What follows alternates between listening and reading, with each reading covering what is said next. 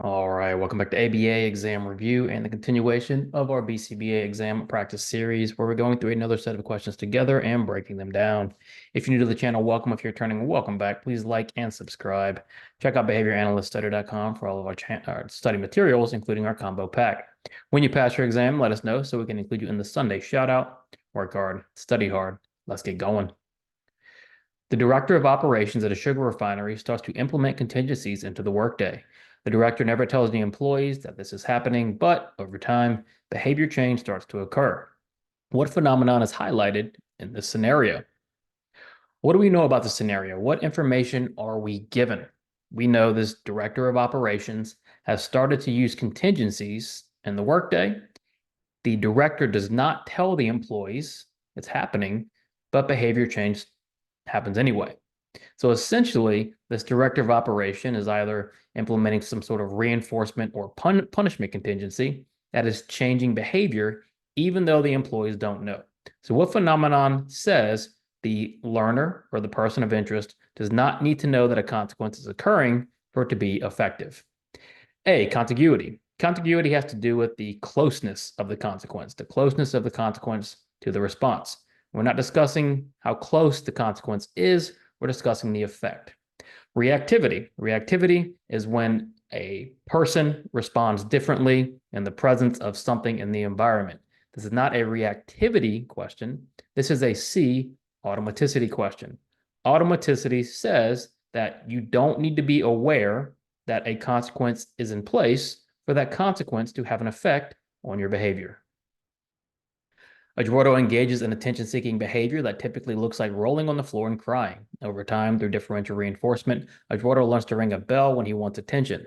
As Eduardo does this more, he receives less and less reinforcement for it. Eventually, Eduardo goes back to rolling on the floor. What occurred that caused Eduardo to roll on the floor again? So we have a case of a behavior, and whose behavior? Eduardo's, and the behavior is rolling on the floor, and it's happening again. Well, what happened in the first place? Why did it go away? We know it was attention seeking, and we know differential reinforcement was used. So there was a reinforcement and extinction procedure in place. Eduardo was taught to ring a bell when he wanted attention, and he did it. He started to ring the bell more, but as he rung the bell more, he received less and less reinforcement and went back to rolling on the floor. So to summarize, let's break this down very simply. Eduardo's rolling on the floor behavior was put on extinction. He was taught a replacement behavior. That replacement behavior stopped receiving reinforcement, so the extinct behavior came back. What do we call that? A, extinction. Well, extinction, what was initially used, it didn't cause the rolling on the floor to happen again. It's what caused it to go away in the beginning. An extinction burst. An extinction burst happens right after extinction, but we're looking at the fact that Eduardo went back to rolling on the floor, even though he was doing something else before. What happened was resurgence. Resurgence occurs when we teach a replacement behavior through differential reinforcement, while another behavior is on extinction, but the replacement behavior stops receiving reinforcement, so the other behavior comes back. Spontaneous recovery is very similar to resurgence, except spontaneous recovery is not related to the replacement. The old behavior just comes back. So what occurred that caused Eduardo to roll on the floor again? C, resurgence. Missy is speaking with a stakeholder for the first time. Missy asks the stakeholder if the client has ever received ABA therapy before. The stakeholder says yes, but only for 6 months. Missy requests to see treatment plans and documentation from that time, but the stakeholder says it isn't that relevant because it was a short period of time. What should Missy do? Prior to starting a case, we want to know the historic records, or we want to see the historic records from our client. It might help our opinion or help guide our future assessments the more knowledge we have. In this case, Missy is doing the right thing. She wants the treatment plans and documentation, but the stakeholder says that's not relevant because it was only for 6 months. Well, 6 months is a long time, so there might be something important in there. So what should Missy do as the analyst? A, accept this response and move on to the other questions. Well, Missy is right to want these treatment plans and documentation. So even if the stakeholder doesn't believe it's relevant, Missy should still try and see them. B, reach out directly to the old ABA company and get the items herself. we don't want to start off on a bad foot and go behind our stakeholders' back because we are trying to collaborate and build rapport. C, explain that there may be something useful, even if it wasn't that long of a time period. Yeah, just have a conversation with them. Say, I would still like to see them. There might be something useful. All these questions are about collaboration and open communication. That is what the task list and ethical code stresses. D, question the stakeholders' commitment to therapy. We definitely don't want to do that, right? We want to collaborate. We want to communicate. So even though the stakeholder says it isn't important, you can simply explain to them there might be something useful and you'd still like to see the documents. Alex is hitting his serves with his tennis coach. Each time Alex hits a good serve within the target area, the coach claps. And each time Alex hits a bad serve, the coach whistles. Now, when Alex hits a serve and hears a whistle, that serve occurs less and less. Why? So we have a situation where we're looking at Alex's serving behavior. And we know the serve is occurring less and less when he hears a whistle. So if the behavior is decreasing, that behavior is being punished. That's where we should always start with consequence questions. Is that behavior increasing or decreasing? We know it's decreasing. It's got to be punished because Alex's coach, when he hits the target area while hitting his serves, claps. So that's trying to use positive reinforcement. When he hits the bad serve, the coach whistles. He's trying to use positive punishment because he's adding the whistle and it seems to be effective. So why is the behavior changing? Both positive and A and B, positive reinforcement and negative reinforcement. Well, we know Alex's behavior is decreasing, so it can't be reinforcement. So it has to be either positive punishment or negative punishment. Well, if the coach is adding the whistle is added to the environment, it must be positive because positive implies we're adding a stimulus and then the behavior is decreasing, so it's punishment. So why is that behavior changing? C, positive punishment. You, a behavior analyst, are working with an IEP team at a school for a client. During one of the IEP meetings, two members of the team start to question the progress the client has made in ABA therapy. You believe that progress has been made. What should be the primary way you demonstrate the client's progress to the team? We have another collaboration question, and we have to demonstrate progress to our collaborative team. And we want to do it in a respectful way, but we also want to demonstrate visually, right, and objectively and empirically progress is there. So how would you do that if you're in this IEP team meeting and you want to demonstrate progress to two non-behavior analysts? You should have the client perform the skills they've mastered in front of the team. Well, that's not realistic for several different reasons, but that's no way to demonstrate progress to put the client on the spot and have them, quote unquote, perform. B, you should read session notes to the team. Session notes, while they should be objective, are a subjective look on what happened during session. That is not going to be enough to convince them that progress has been made. C, you should walk the team through visual analysis of your graphs. The reason that we stress graphs so much and that graphs are so important is they allow for anyone quickly and easily to see the progress that has been made. You should be graphing all your data and then visually analyzing that data. So walking them through a visual analysis of your graphed data is a great way to show progress. D, you should ask the parents how they feel about the progress. Again, the parent's opinion, while important, is subjective. The most objective way to do this, without argument, without trying to question anybody, is just show them the data. Always refer back to the data. You're working with a 10-year-old child from a Middle Eastern family. During a parent training session, the family expresses concerns that you are not incorporating enough punishment into the treatment plan. The family believes that punishment is a necessary part of raising a child and appeals to their cultural norms. As a behavior analyst, how should you approach this? So in the new task list, we talk a lot about culture and adhering to cultural values of our families, because we're going to work with a lot of different families from a lot of different backgrounds.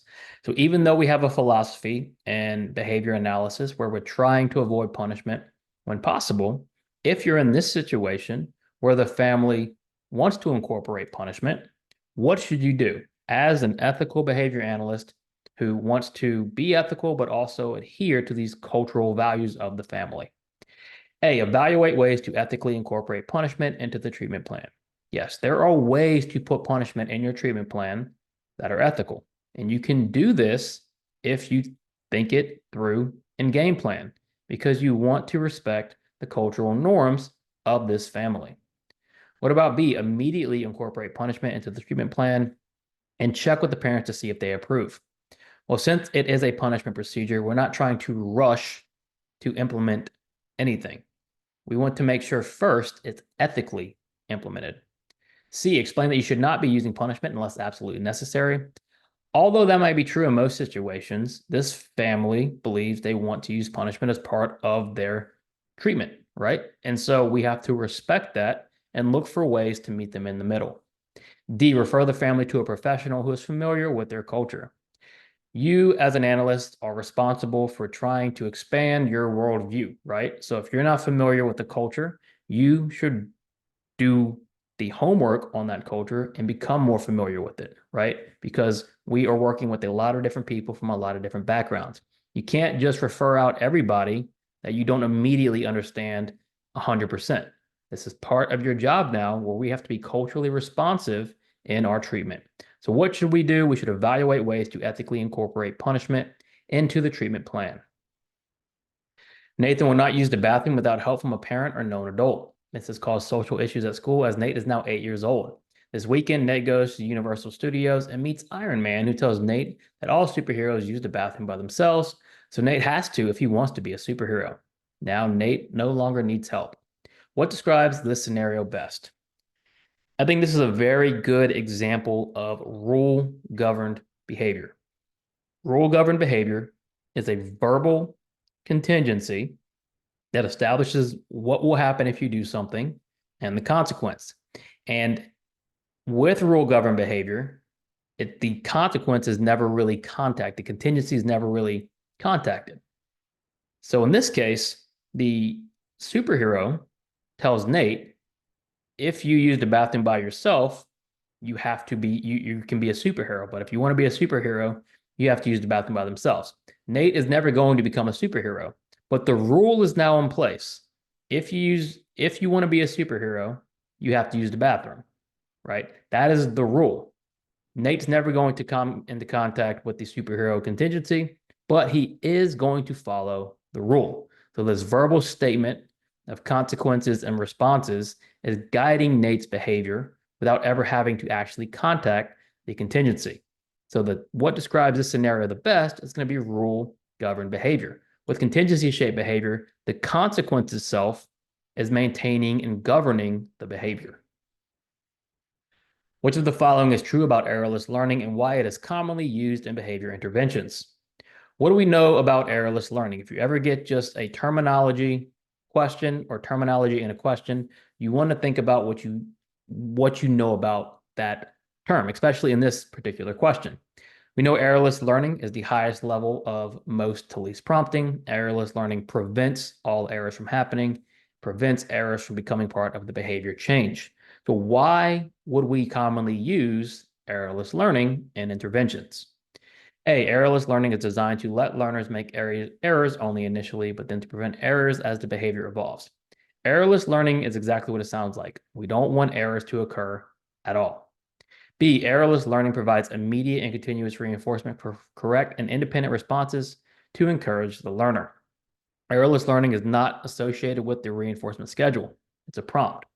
C, errorless learning provides immediate prompts to prevent errors from becoming part of the behavior chain. Yes, we don't want behavior chains, especially on new behaviors, or we don't want errors to become part of the behavior chain, especially on new behaviors. We don't want to reinforce errors. So with errorless learning, we're preventing them from happening altogether.